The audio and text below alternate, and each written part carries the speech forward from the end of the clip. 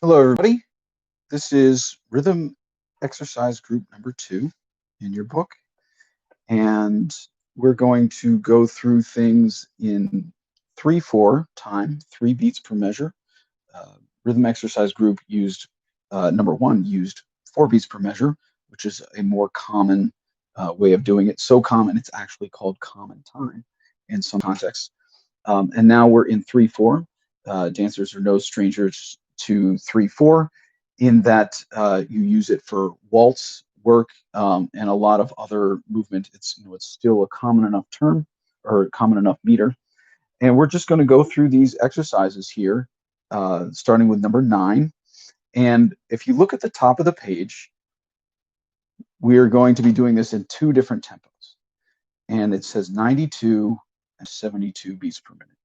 And we're going to start with 72, and I would urge you not to skip it, even though it might feel like it's on the slow side, because this is not just about can you read the notes, it's about can you accurately and precisely hold on to a tempo, even if it feels slow. So last time we talked about how a moderate tempo is easier to maintain, and then as we start to get away from it on either side, the maintenance of that tempo, keeping the spacing between the beats is going to be a little bit more challenging, at least at first, and it's going to require a little bit more presence of mind.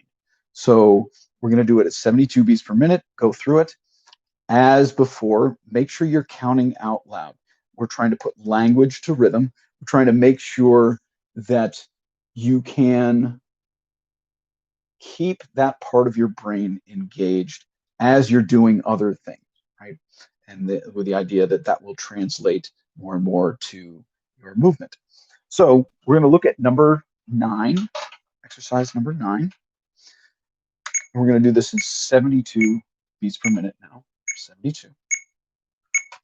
And I'm going to count us off not in 4, but in 3, because the music is going to be in 3. That's the terminology we use. So here we go. Number 9. 1, ready, go. 1, 2, 3. 1, 2, 3. 1, 2, 3. 1, 2, 3. Now, you could be thinking, why did we just do that? Well, the idea is we're going to build on that, but also, can you detect any difference in the timing of your claps from mine, right? And if you can detect a tiny microscopic, minuscule fractions of a second off, then see what you can do to entirely line up with me, right? So we're not, if you have a good sense of time, let's make it better by doing that. Number 10, now we rest on count 1.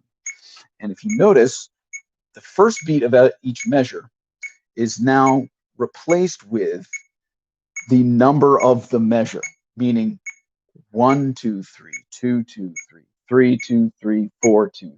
You've heard that counted a bunch of times.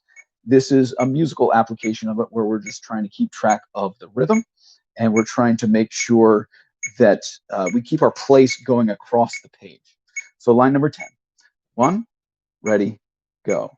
1, 2, 3, 2, 2, 3, 3, 2, 3, 4, 2, 3.